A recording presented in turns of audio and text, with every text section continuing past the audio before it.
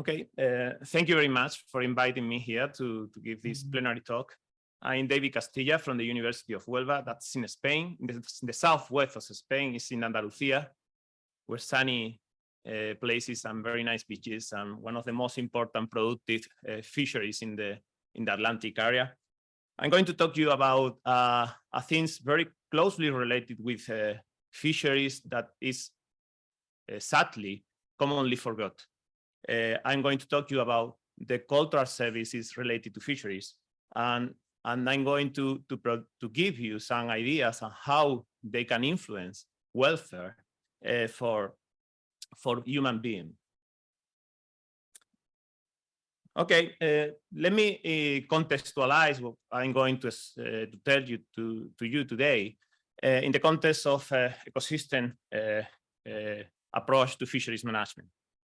First of all, as you all know, the ecosystem can be defined as ecological community together with its environment, which is subject to anthropogenic drivers.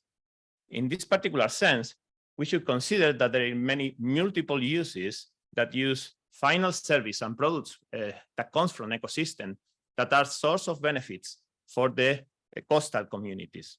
We are talking about commercial fishing, we are talking about tourism, we are talking about recreational fishing, we are talking about other marine ecosystem products like power generating.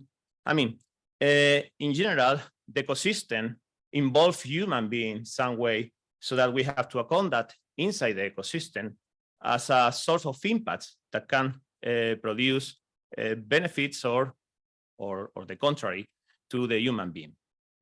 So when focusing on the ecosystem approach, we are just focusing on the whole ecosystem and not on single species. So in this particular sense, when we are talking about the products and services provided by this ecosystem, we should account them collectively, considering that we are multiple years competing and multiple goals. So if we want to approach in this sense to fisheries management, we should account stakeholders. So it's very important that stakeholder engagement is done from the very first moment when we are running this sort of approach. And this is something that has been talked before by the previous speaker. Additionally, we need any new metrics, new indicators that allow us to account that. In this particular sense, we are going to focus on ecosystem services. What ecosystem services are? They are direct and indirect contribution of ecosystem to human well-being. There are 4 ecosystem services: food provision, regulating service, cultural services, and supporting services. Supporting services are the ecosystem functions that support and enable delivery and maintaining other services. And regulating services are natural regulation of environmental and ecosystem progress and natural cycles. But we are going to focus mainly in the other 2 ecosystem services, more than on food provision services that focus on any kind of raw materials, food, and energy provided by marine ecosystems. We are going to focus on cultural services that are related to the experience we have with the marine ecosystem and particularly fisheries. So I'm going to focus on these cultural ecosystem services in terms of value and the benefits we can produce using these values in the framework of an ecosystem management approach and for coastal communities. So we are going to focus on the estimation of what's the total economic value of these marine ecosystems, particularly of the fisheries related ecosystem services, accounting not only use values that are marketed or indirectly associated to other markets, and non-use values that comes from the mere existence of these cultural elements or heritage, and also by the legacy that we have from generation to generation from these ecosystems. So going through the importances of valuing these ecosystem services, we have two main elements that we have to consider. Why is so important this value? The first question is a policy issue. I mean, we cannot solve, this Albert Einstein quoted, our problem with the same thinking we use when we create them. When we approached to the very first time to fisheries management, the focus was on single species and on biological issues. As things go on and we realized that this was not working, we commenced to introduce social economic indicators in a very simple way. In fact, today, there are a very simple consideration of these elements, social and economic elements in the management of fisheries. But when we end at this point, the things are getting more complex. So now we have the whole ecosystem, not single species, and we have also many different uses. If we want to account them, we should approach them in terms of a total economic value approach so that we can assist policymakers in many ways. For instance, we can demonstrate and communicate the importance of this ecosystem. We can guide national development plans. We can set priorities within sector plans and across different sectors. We can allow or give information for national and corporate accounting, setting frameworks such as market-based instruments, including taxes, fines, any other Pigovian instruments, or determining the liability and compensation environment litigation. So in this particular sense, if we don't value cultural service or different service than provision service, which is what's traditionally valued in terms of fisheries, then we have biased decision-making by policymakers so that we cannot balance properly our decisions in terms of the management and the policies related to fisheries and the ecosystem as a whole. So in this particular case, we were deciding between industry or gastronomy, seafood gastronomy, or knowledge related to fishing gears, or movable, tangible heritage like paintings of, this is a Sorolla painting, a canvas from Sorolla representing tuna catch in the Gulf of Cadiz. But this value is not only important because of policy importance in terms of as an aid to decision making. The value is also important because it highlights source of economic activity, identity, heritage, spiritual, inspiration, aesthetic enjoyment. In particular, we are talking about important source of value that improve the understanding of the value of benefits to society from ecosystems services we have. In this particular sense, we should account what's the value that can provide the combination of port facilities, boats, and fishing gears with natural landscape. In terms of value, we could also look into the value of seafood gastronomy. We could go into the value of different festive, social rituals, events that take place in all the Atlantic area, and particularly here in the United Kingdom. So in this sense, we can define cultural service more properly, saying that cultural services are the non-material benefits that people obtain from the ecosystems through aesthetic, experience, reflection, recreation, and spiritual enrichment. But to value that, to know what's the benefits, what are the benefits we can get from them, not only in terms of policy, but also in terms of human well-being, we are going to use heritage as the element that support these cultural ecosystem services that originate the benefits we are talking about. In this particular sense, we can define or classify cultural heritage in different ways. We have an important part of cultural heritage represented by tangible cultural heritage that include monuments, group of buildings, but also movable elements. Here we have some port facilities, boats, mainly. But the most important part of cultural heritage is the intangible part, especially in the particular case of marine ecosystems. So in terms of classification, We could talk about oral traditions and expressions. We could talk about social practice rituals and festive events, including this is Megabeast Fest Week. We can also talk about performing arts, the experiences of going to a fish market, how the fish is sold, what are the fish available, also in wholesale fish markets. Also knowledge practice concerning nature and the universe. We have here the Clyde pot fishery of octopus in the Gulf of Cadiz that is a very traditional way of capturing octopus based on the behavior of the octopus looking for shelter, or the stone walls used as tidal traps for capturing fish in Oleron Islands in France, or for instance in Chiclana in Cadiz. Additionally, we have also traditional craftsmanship that involve the elaboration of works like net maintenance and production, and any other product, like the production even of these fishing gears we are talking about. To do this, what we did in the framework of a project called Catfishman was to evaluate all these use and non-use values of all these heritage across the Atlantic area. So we carry out different methodology, particularly for non-use values, we use contingent evaluation, and for use values, we use contingent evaluation and travel cost methods, so that allow us to determine in a first stage what is the existency and the bequest value of this cultural heritage.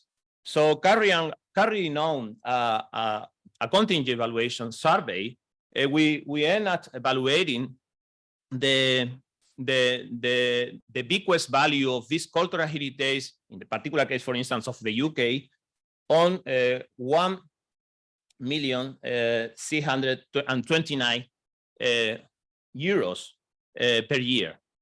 So the importance, instead of the legacy that represent all these cultural values for the European, from the UK, is very, very important.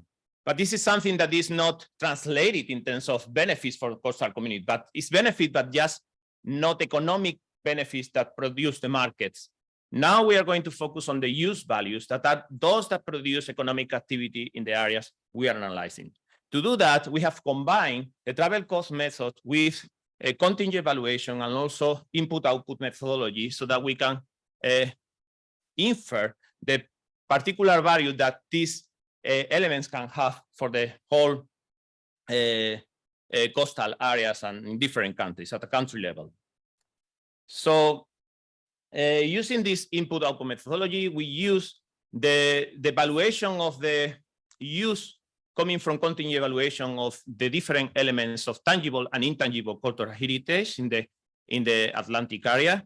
We use as reference important heritage sites of fisheries in Spain, in France, in United Kingdom, and in Portugal, and in Ireland. And then once we calculate the value, the use values of these elements, we also calculate the direct impact on tourism, domestic tourism for these use values.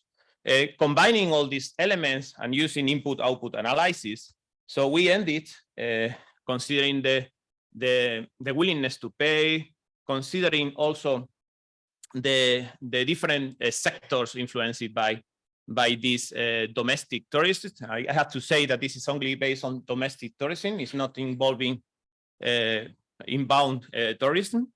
We had estimates of this value, of this use value, in terms of employment, in terms of added value, and in terms of production for the whole economies of different heritages. Particularly, we have here two samples, the sample of Portugal and the sample of western coast of Huelva, which is the southwest of Spain. And we can saying, if we look at the report for 1,000 visitor effects, the effects on production, the total effects of production, direct effect, indirect effect, and induced effect coming from the employment generated by all this industry and introducing in the whole economy, is around 620 €1,000 per 1,000 visitors in production.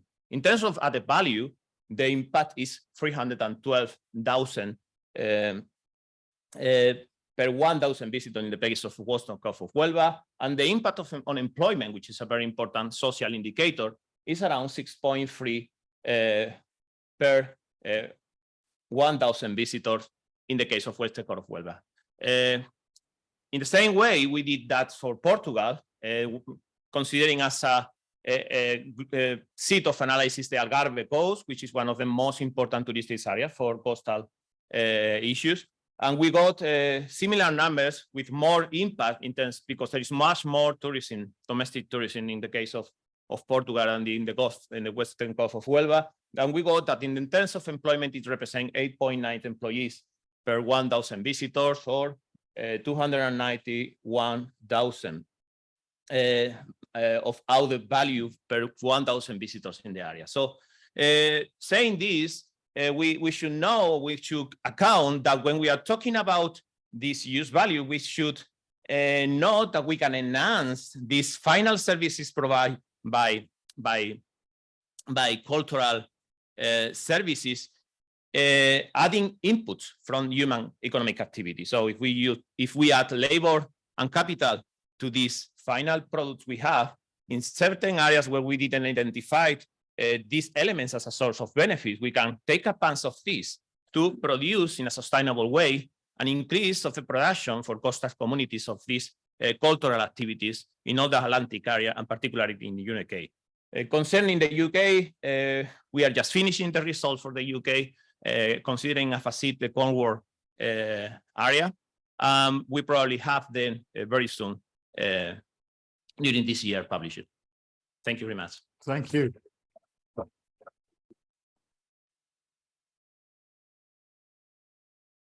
Thank you very much, David.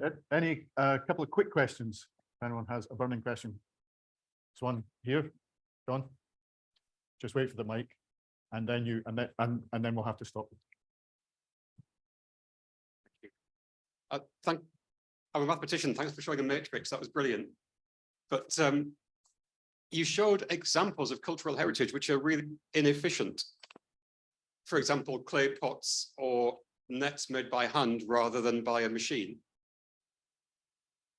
Is this, it seems that you found a way to more accurately extract the value of those activities, but in doing so, you're going to be producing fisheries policies which are not optimal, they're not maximal, they're not maximizing profit, they're maximizing something which is more important.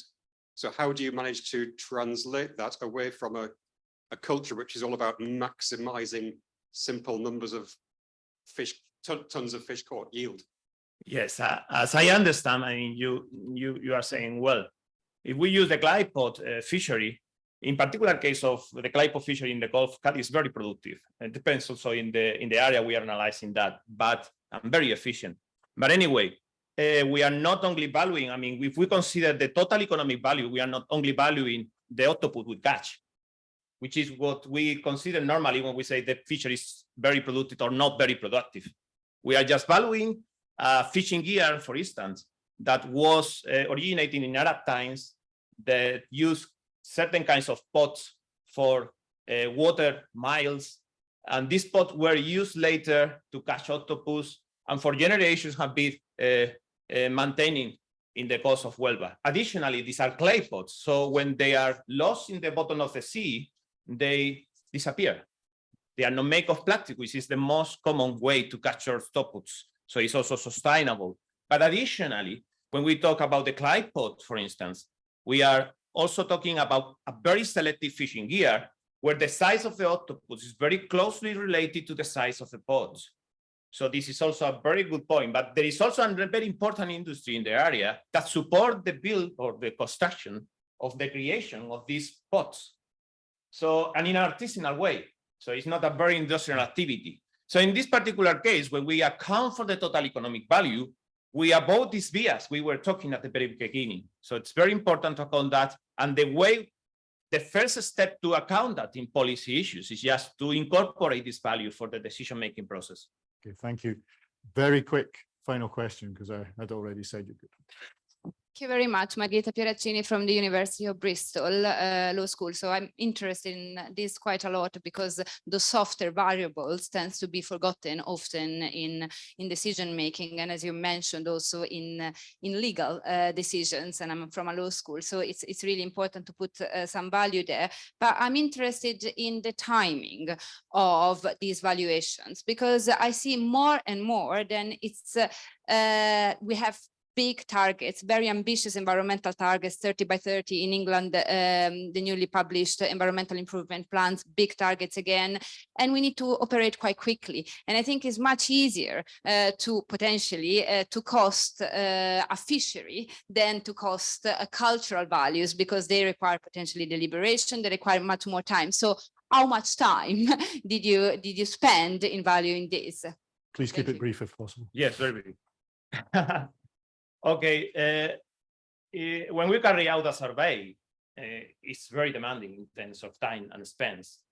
Our idea is create some kind of transferring function, use a very important representation of this heritage, and use this in comparative terms so that we can use this information for valuation in other particular cases that are similar and with certain characteristics, using econometric analysis and any other options, so that we can transfer these values to different other areas, even to the professional sector. This was initially devoted to small-scale fisheries, but we can transfer that to other cases. In particularly, we are developing tools that involve web tools that use these comparison terms so that we can value all different heritage using this reference in different areas in North Atlantic area. Thank you. Thank you very much. Thank you, David. Thank you very much.